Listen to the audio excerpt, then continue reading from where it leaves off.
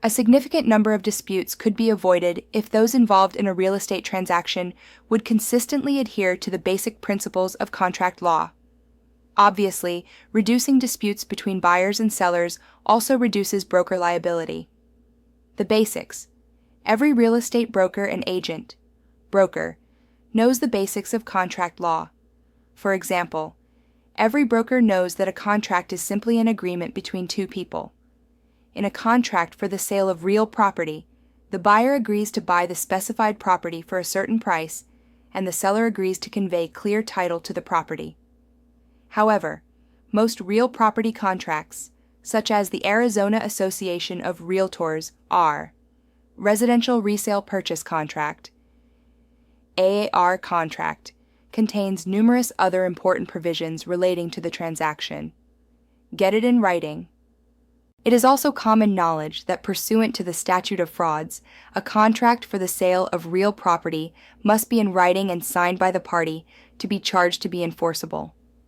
ARS, Prayer 4410L1-6.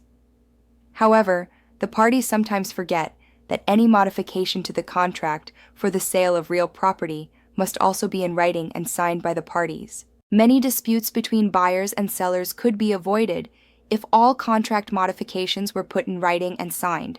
For example, in the AAR contract, if the buyer elects to allow the seller an opportunity to correct a disapproved item and the seller agrees to do so, that agreement is a modification of the contract, which must be in writing and signed by the parties.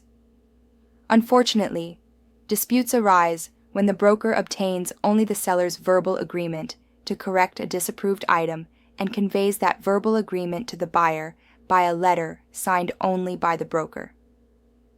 If the seller subsequently refuses to correct the item, the buyer is understandably angry, but has no recourse against the seller because the seller's verbal agreement to modify the contract is not legally enforceable.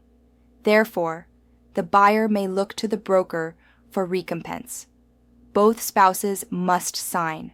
Additionally, most brokers are aware that in any transaction for the acquisition, disposition, or encumbrance of an interest in real property, both husband and wife must sign the contract for the community property to be obligated. ARS, Prayer 25-214 1.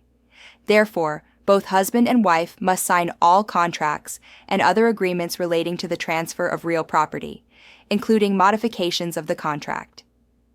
The signature of both parties is also imperative for non-married buyers and sellers. Again, using the buyer disapproval and seller response procedure set forth in the AAR contract as an example, both husband and wife buyer should sign the written notice of items disapproved and election. Disputes have arisen when one buyer spouse signs the written disapproval notice electing to allow the seller an opportunity to correct the items disapproved, and the notice is delivered to the seller without the other spouse's signature. If the non-signing buyer spouse, upon seeing the list of items disapproved, wants to elect to cancel immediately, instead of allowing the seller an opportunity to correct the items, a dispute is inevitable.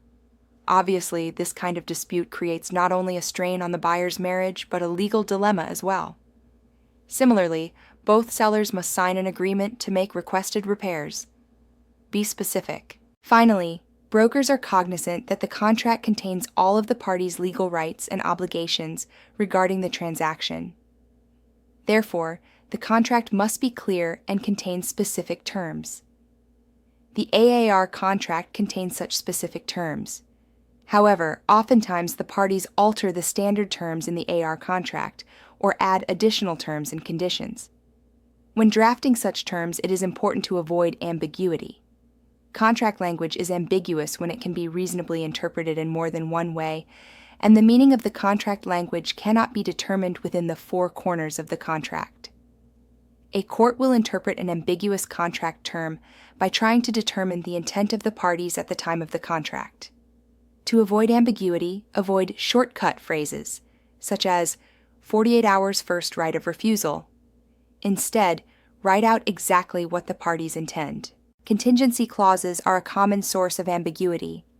Contingency clauses must be drafted precisely because contingencies frequently become the subject of dispute.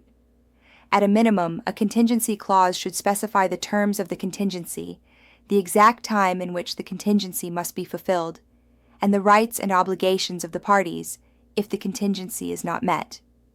Fewer disputes mean less liability. In conclusion, contract law requires that all agreements for the sale of real property be written in clear and unambiguous terms and signed by all parties, whether those agreements are made at the time of contract formation or contract modifications thereafter. If these basic contract law principles are applied, each transaction will proceed more smoothly, with fewer disputes and less liability for the parties and brokers involved. Note: this article is of a general nature and may not be updated or revised for accuracy as statutory or case law changes following the date of first publication.